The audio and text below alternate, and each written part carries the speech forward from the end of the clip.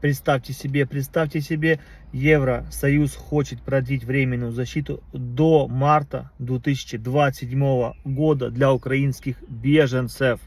То есть, если они решат, соберутся в июне 2025 года, то это будет, конечно, очень хорошим, позитивным решением для всех украинских беженцев. То есть все смогут находиться в легальном поле в Европе, то есть в Евросоюзе.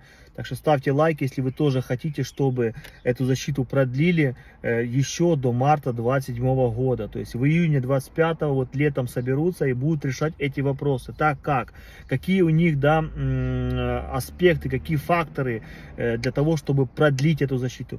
Говорят, что пока стабильности в Украине нет. Война как и шла, так и идет.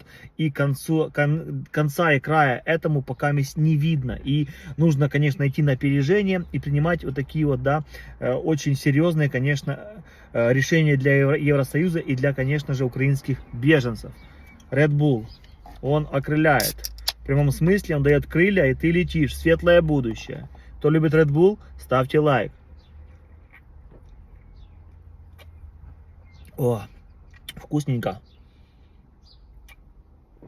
Не знаю, будут ли довольны все жители Евросоюза, так как все-таки на их плечи ляжет, да, финансирование и обеспечение всех украинских беженцев, которые находятся в Евросоюзе.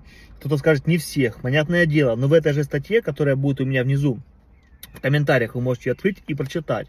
Если вы меня смотрите в ТикТоке, переходите на мой YouTube канал «Моя ситуация», и там вы увидите источник информации, откуда, да, я это взял и вам рассказываю. Смотрите, какой момент.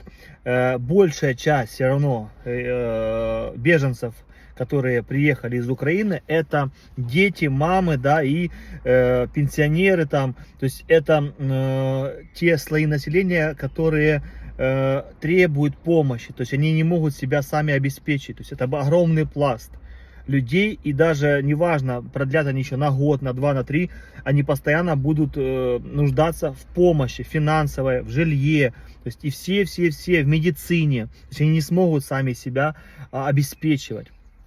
Ясное дело, что тенденция по странам Евросоюза с каждым годом все больше украинцев работает и обеспечивают себя сами. Вот в Ирландии тенденция, например, в моем окружении, практически все уже работают.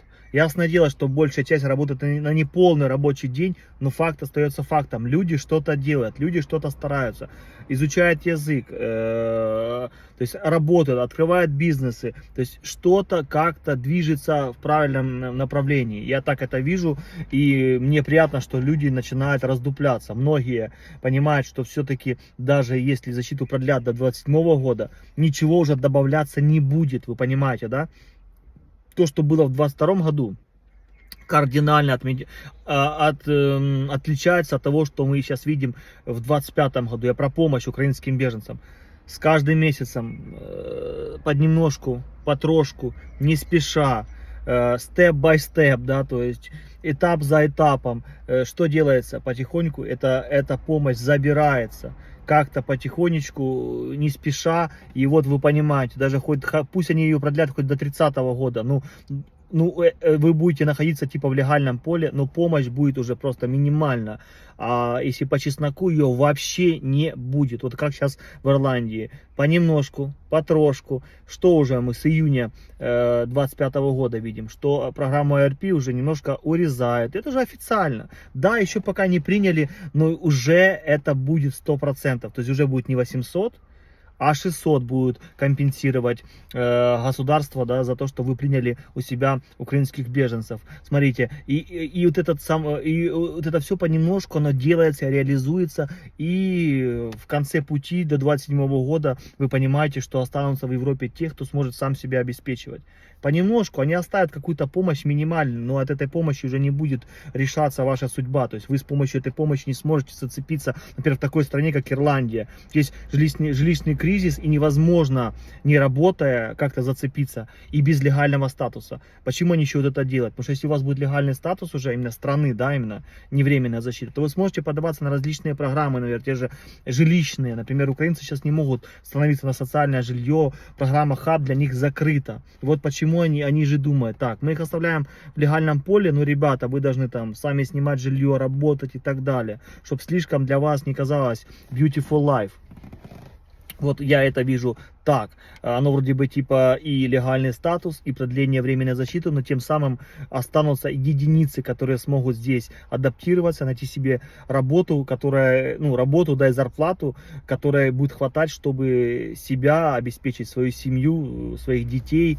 То есть достойно, да, если там от зарплаты до зарплаты жить, то с таким успехом многие вернутся, конечно же, в Украину, где у кого там есть квартиры, дома, да, и им будет, конечно, проще, потому что просто огромный пласт бабла, то есть бюджета семейного уходит куда? На рент и на коммуналку. Все, 50% как минимум просто отлетает, просто улетает куда? Лендлорду, либо лендлейди, да, то есть все говорят всегда лендлорд, но забывают, что есть и женщина, да, которая владеет тоже квартирами, домами, и она тоже их сдает в аренду. Следующий момент, смотрите, когда такие новости вкидают, вбрасывают, да, в массовой смысле уже в инфополе, в смысле уже в газеты, в смысле уже, ну, все это показывается в интернете, то это говорит о том, что значит уже они подготавливают свое население к тому, что все-таки вот это решение о продлении будет каким-то образом реализовано. Так всегда делается в Европе и во всех европейских странах. Я заметил это тоже давным-давно. Если что-то вкидывается в официальных источниках, то есть в тех СМИ, да, в тех газетах, по тем телеканалам, которые приближенные к и лояльные, да, к власти, если они это начинают раскручивать, то значит уже это решение, можно сказать, принято. То есть просто вы понимаете, да, что эту же временную защиту уже трудно продлевать с каждым годом. Юридически для Евросоюза это очень сложно. То есть они уже через себя там переступают, и по факту они уже не могут по этой директиве продлевать. Мне даже самому интересно, как они будут это реализовывать. Потому что я реально прочитал эту директиву, и там написано, что вот этот экстра уже, мы сейчас будем жить, да, вот этот до 26 года, до марта, это уже просто самый экстра случай, супер продление там и так далее. Уже там юридически аспекты очень слишком хромают, все уже по швам трещит. Я не знаю, как они будут продлевать до 27 года. Мне просто интересно, с помощью каких там голосований, изменений, как это будет делаться. Либо просто ни у кого не спрашивается, просто подписывается и все. Типа пофигу, что там написано в главной, да, этой директиве. Просто директива это такая вещь, в которую каждый потом под себя еще подстраивает. Это не закон. Директива это именно рекомендация каждой стране. Она обязана это выполнить только уже на своих условиях, которые подходят именно ее стране. То есть это не закон. Закон, он должен реализоваться, да, по всей территории Евросоюза, никто не может отказаться. То есть конкретные законы, приняли, все, в каждой стране Евросоюза, в 27 странах должно это быть реализовано. А вот этот момент, да, с временной защитой, то есть тут немножко по-другому. Тут принимается, но каждая страна потом по отдельности, на каких условиях, да, если в Ирландии такие условия, в Испании другие, во Франции третьи, в Болгарии там третьи, четвертые, то есть, да, в Италии, везде все отличается абсолютно. Вот это вот есть директива, да, то есть она не обязует вас конкретными именно действиями, она обязует вас там принять беженцев, да, но на каких условиях конкретно. Там формулировка есть, но они такие размытые. А каждая страна же для себя сама решает. Дать жилье бесплатно на месяц, либо на 2 года, либо на полгода. То есть каждый же сам для себя решает. Пишите в комментариях, как вы думаете, продлять временную защиту до 27 года. Либо война завтра закончится, как Трампушка наш великий говорил, что за 1 сутки ее закончит. Потом за 2 недели, потом за 3 месяца. И каждый раз у него какие-то дедлайны, да, он их продлевает. Ну, что поделаешь, человек всю жизнь занимался бизнесом.